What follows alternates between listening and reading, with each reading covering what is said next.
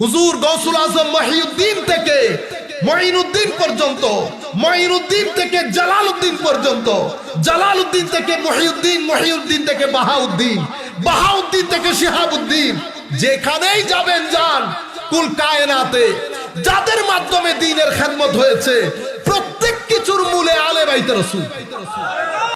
সেই জন্য আমাদের বুজুর্গ আনে দ্বীন সুফিয়া আল্লাহর ওলিরা বলেছেন, সূরা ফাতিহা যখন নামাজের মধ্যে পড়বা ভেঙে ভেঙে পড়ো, একসাথে পড়িও না। কারণ আমার প্রত্যেক কথার জবাবে আল্লাহ একটা উত্তর দান করেন। আমি যদি আল্লাহকে উত্তর দেওয়ার সুযোগ না দেই তাইলে জিনিসটা সুন্দর লাগে না।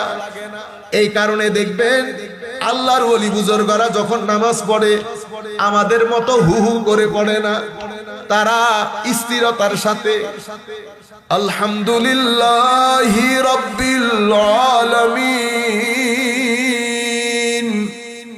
চুপ করে থাকে।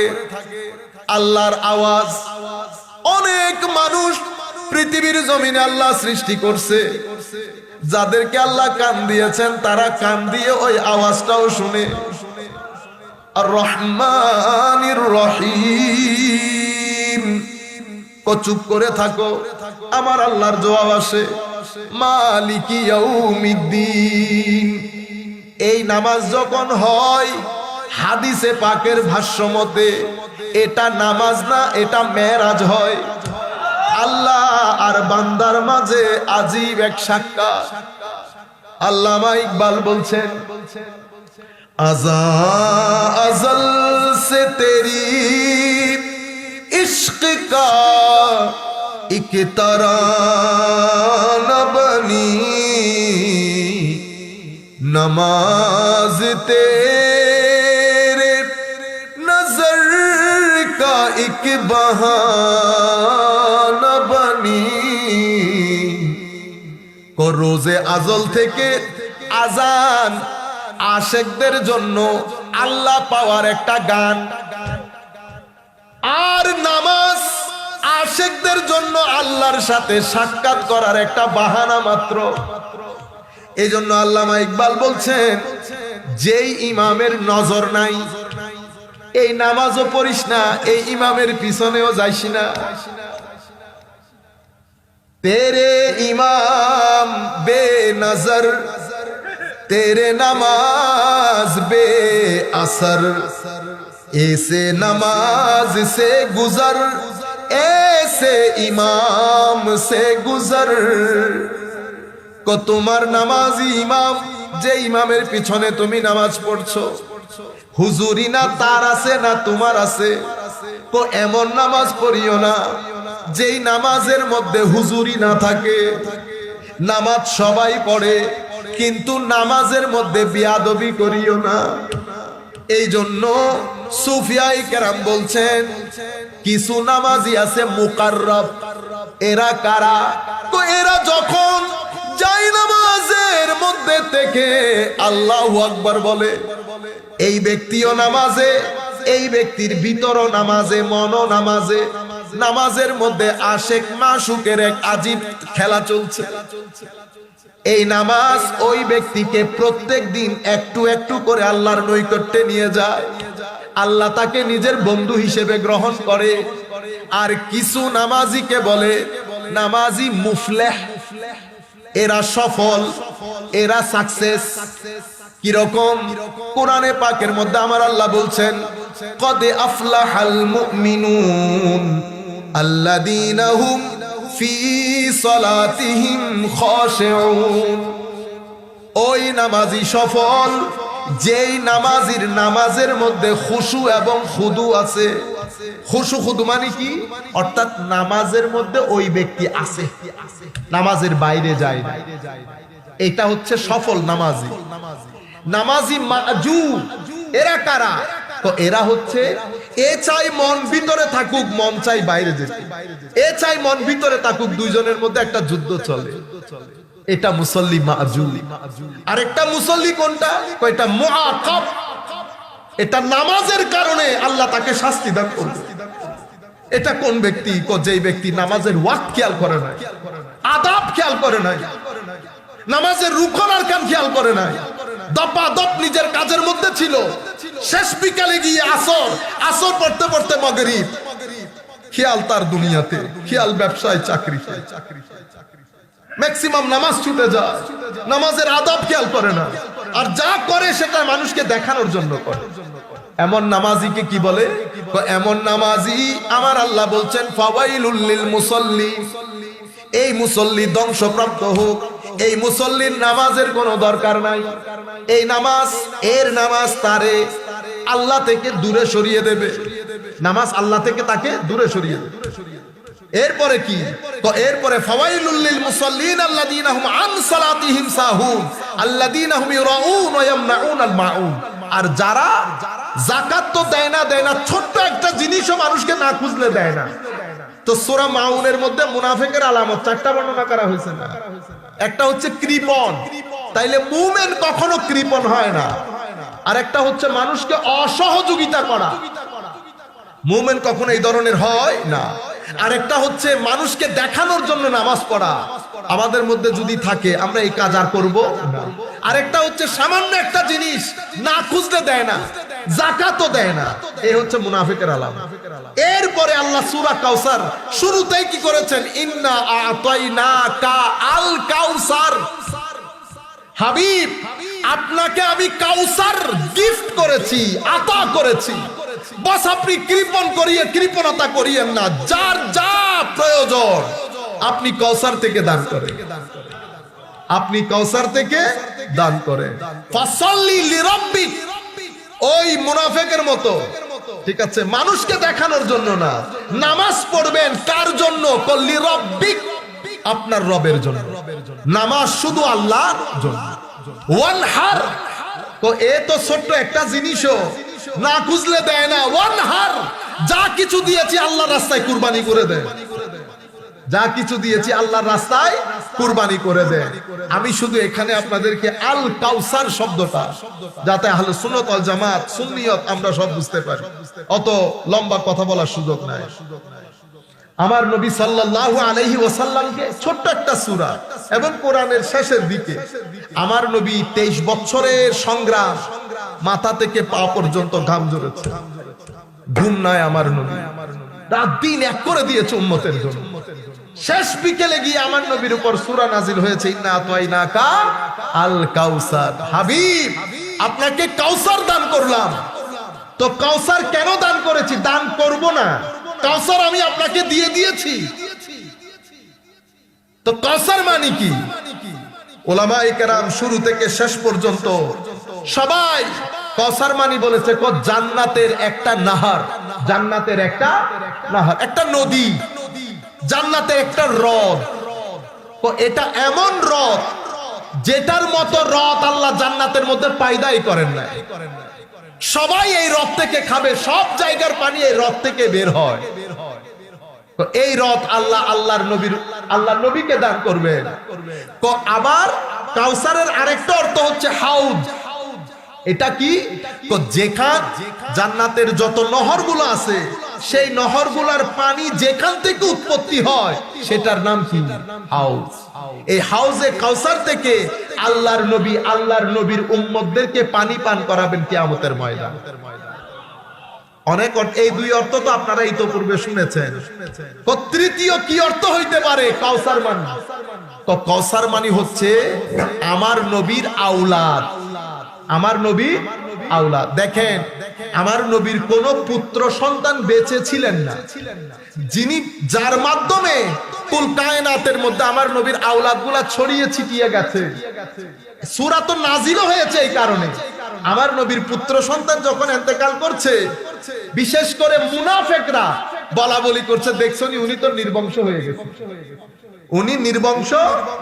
আমার নবীর সম্মান হচ্ছে অন্যান্য নবীর তুলনায়, আমার নবীর বিশেষত্ব হচ্ছে আগের যুগের নবীদেরকে কেউ গালি দিলে প্রতিবাদ নবীরা নিজেরা করতেন, আর আমার নবীর বিশেষত্ব হচ্ছে আমার নবীর ব্যাপারে কেউ বিয়াদবি করলে আমার নবী উত্তর দেওয়ার আগে আল্লাহ দিয়ে দেন।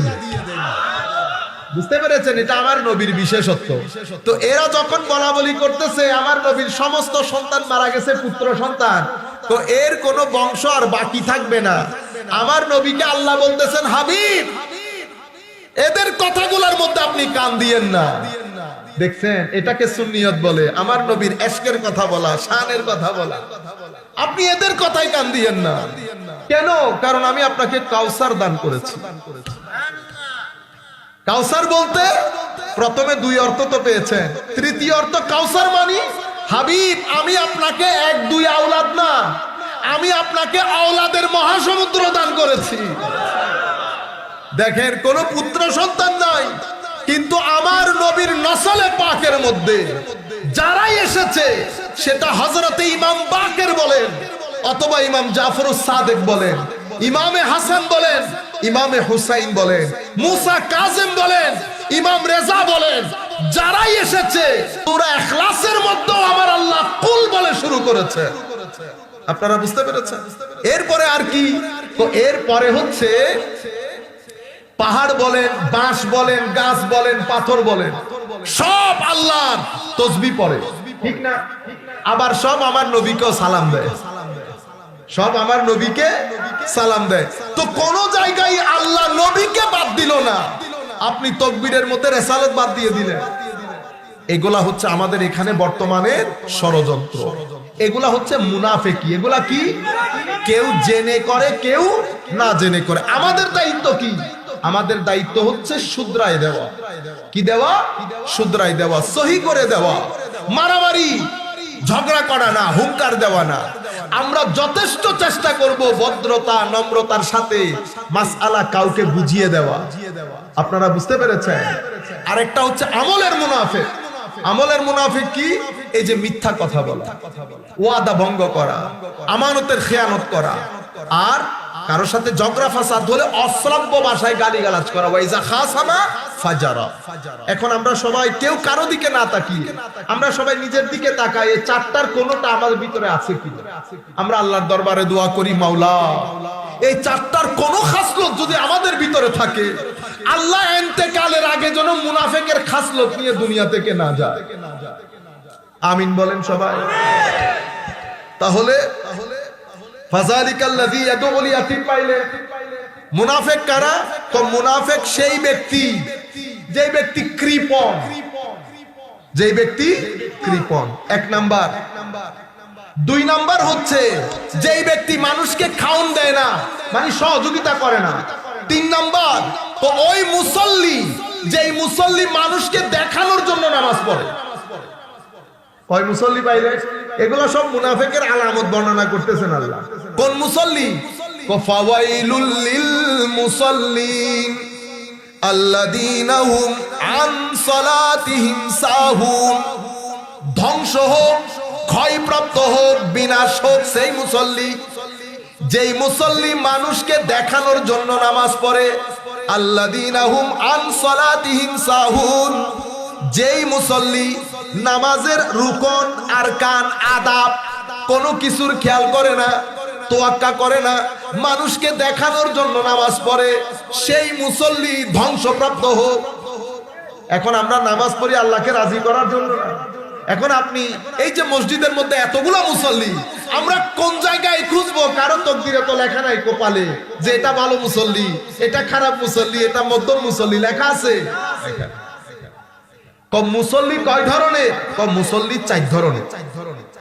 প্রথম মুসল্লিকে বলে মুসল্লি মুকাররব, যেই ব্যক্তি যার নামাজের মাধ্যমে ব্যক্তি আল্লাহর নৈকট্য অর্জন করে তাকে কি বলে? মুকাররব।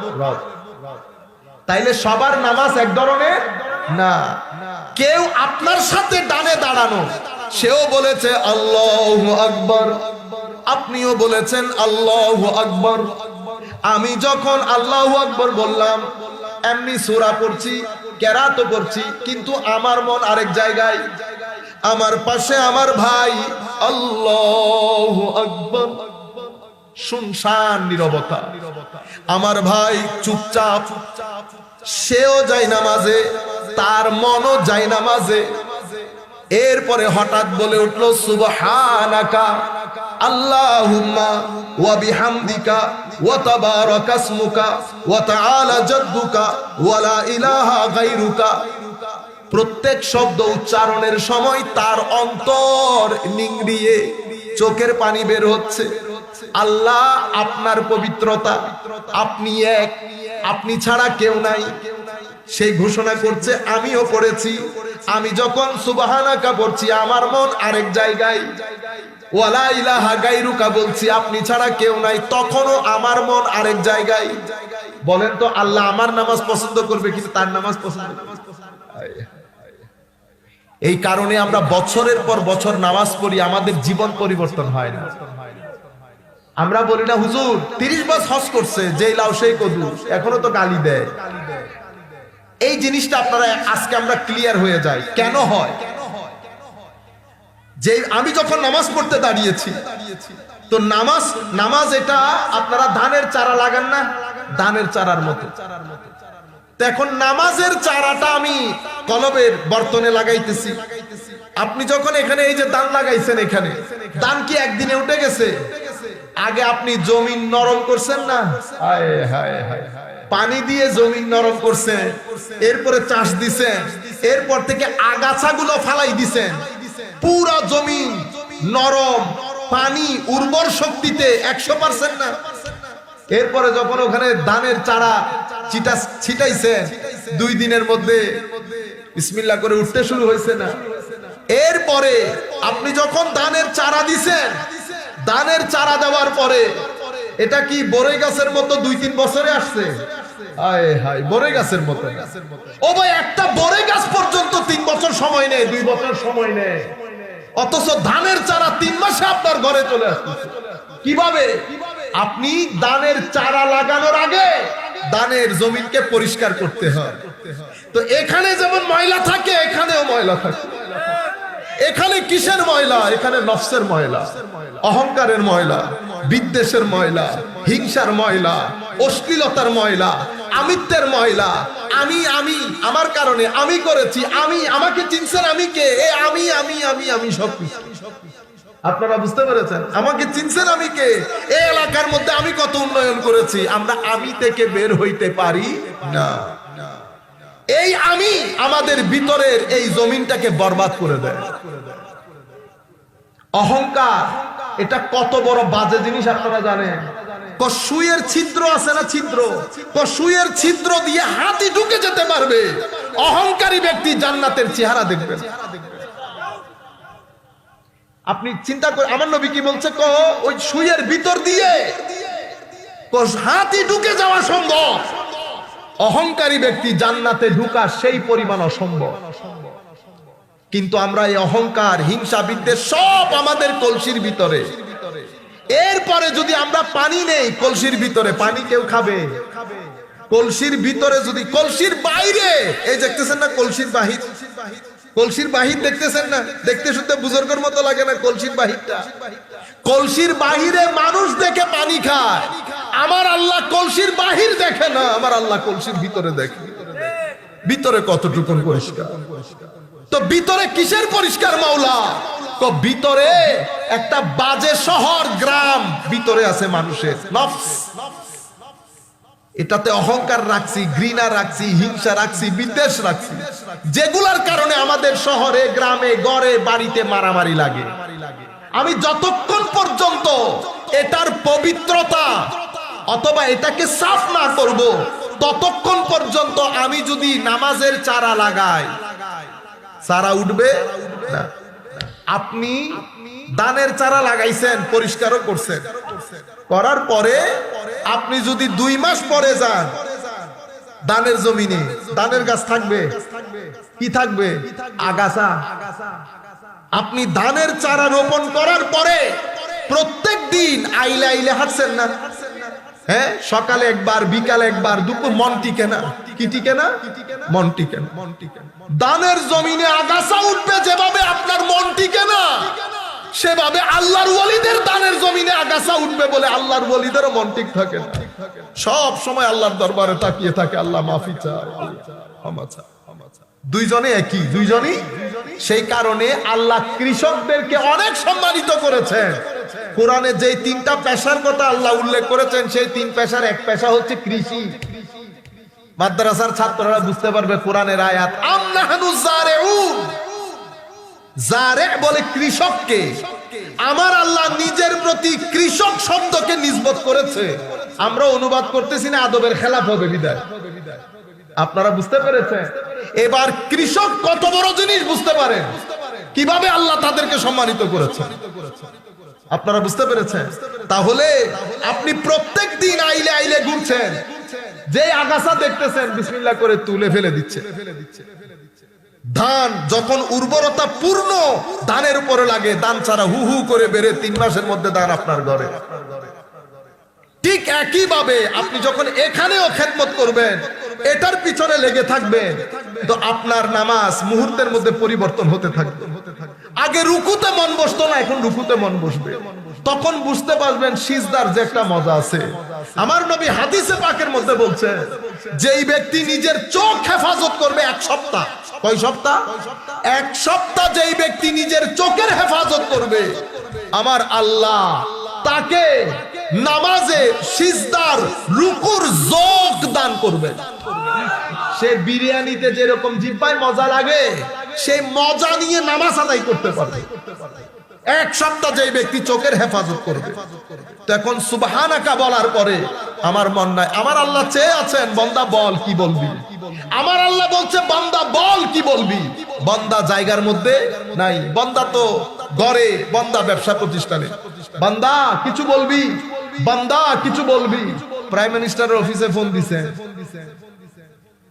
ততক্ষণ পরে প্রাইম মিনিস্টার কল ব্যাক করছে 1 বার 2 বার 3 বার, আপনি আর জায়গায় নাই। এরপরে যদি প্রাইম মিনিস্টারের অফিসে কল দেন আর ধরবে না, সিম্পলি আপনাকে বলে দেবে আপনার টাইম ফিনিশ, আপনাকে 3 বার কল দেওয়া হয়েছে। এখন এই ব্যক্তি নামাজ আদায় করছে, সে তো রুহানি ভাবে বেয়াদবি করে ফেলেছে। আমার আল্লাহর সাথে বেয়াদবি হয় নাই। আপনি যখন দাঁড়াবেন, আমি আপনাকে জিজ্ঞেস করব, হ্যাঁ বেটা বলেন। আপনি যদি আমাকে প্রশ্ন করেন ওইদিকে তাকিয়ে, আমি কি বলবো? না বেটা আপনি এখানে তাকিয়ে কথা বলেন, এটা বেয়াদবি। তো এখানে হলে যেমনে বেয়াদবি, নামাজের মধ্যে কি হয়? বেয়াদবি হয়।